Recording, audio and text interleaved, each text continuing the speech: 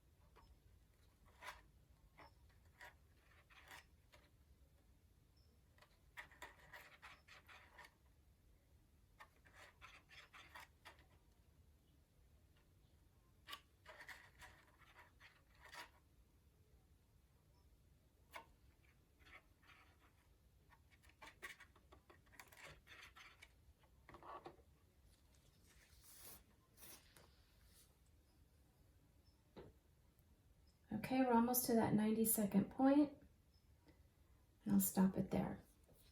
All right, so at this point, I'm going to want to measure what's in that tray. Now, probably I should have done this a little more quickly, but just so you have an idea of what this is going to be like. I'm going to do the same thing I did last time, where I'm going to pour that water into the beaker just to kind of capture it and make sure I don't spill any. Keep in mind, if you're doing this lab in your classroom, you might use one of those disposable pipettes to do that. That would give you a much more accurate way of doing this, but for the purposes of the demo, I'm just going to go ahead and do it this way since I don't have one of those pipettes at home. All right, and I'm going to go ahead and see how much water I have in that last trough. Make sure I've got it all poured in. And in this case, you can see I have probably,